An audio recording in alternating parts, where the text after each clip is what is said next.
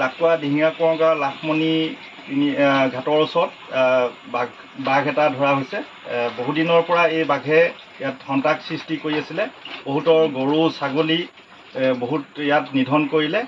আজি বন বিভাগৰ নাফুকৰ বন বিভাগৰ মানুহ ইয়াত উপস্থিত হৈ এটা পিঞ্জৰা ইয়াত পতা হৈছিলে। সেই পিঞ্জৰাত বাঘটো পিঞ্জৰাবদ্ধ হৈছে। ইয়াৰে ওচৰৰ স্থানীয় এখেতলোকৰ বহুত গৰু ছাগলী এইবিলাক খালে, বহুদিনৰ পৰা ইয়াত এইবিলাক খাই আছে। আজি বন বিভাগৰ মানুহ আহি পিঞ্জৰা পাতি বাঘটো পিঞ্জৰাবদ্ধ কৰিলে। লাকুৱা দিহিঙা কোঁৱৰগাঁও ওচৰৰ লাখমণি যিখন দলং আছে, বাঁহৰ দলং, সেই দলঙৰ ওচৰতে পিঞ্জৰাটো পাতিছিলে আৰু তাত বাঘটো পিঞ্জৰাবদ্ধ হৈছে।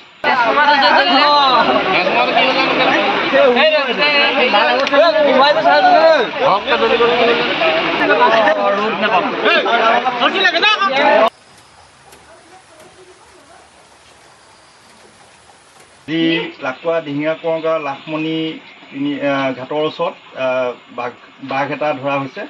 বহুদিনৰ পৰা এই বাঘে ইয়াত সন্ত্ৰাস সৃষ্টি কৰি আছিলে। বহুতৰ গৰু ছাগলী বহুত ইয়াত নিধন কৰিলে। আজি বন বিভাগৰ নাফুকৰ বন বিভাগৰ মানুহ ইয়াত উপস্থিত হৈ এটা পিঞ্জৰা ইয়াত পতা হৈছিলে।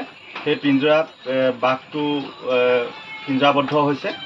ইয়াৰে ওচৰৰ স্থানীয় এখেতলোকৰ বহুত গৰু ছাগলী এইবিলাক খালে, বহুদিনৰ পৰা ইয়াত এইবিলাক খাই আছে। আজি বন বিভাগৰ মানুহ আহি পিঞ্জৰা পাতি বাঘটো পিঞ্জৰাবদ্ধ কৰিলে। লাকুৱা দিহিঙা কোঁৱৰগাঁও ওচৰৰ লাখমণি যিখন দলং আছে, বাঁহৰ দলং, সেই দলঙৰ ওচৰতে পিঞ্জৰাটো পাতিছিলে আৰু তাত বাঘটো পিঞ্জৰাবদ্ধ হৈছে।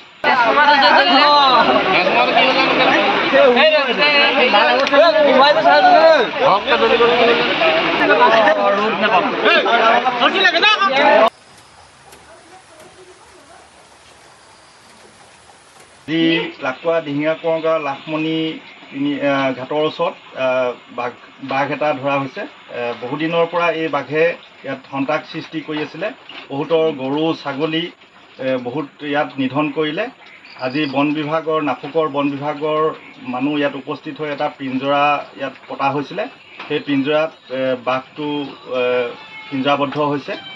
ইয়াৰে ওচৰৰ স্থানীয় এখেতলোকৰ বহুত গৰু ছাগলী এইবিলাক খালে, বহুদিনৰ পৰা ইয়াত এইবিলাক খাই আছে। আজি বন বিভাগৰ মানুহ আহি পিঞ্জৰা পাতি বাঘটো পিঞ্জৰাবদ্ধ কৰিলে।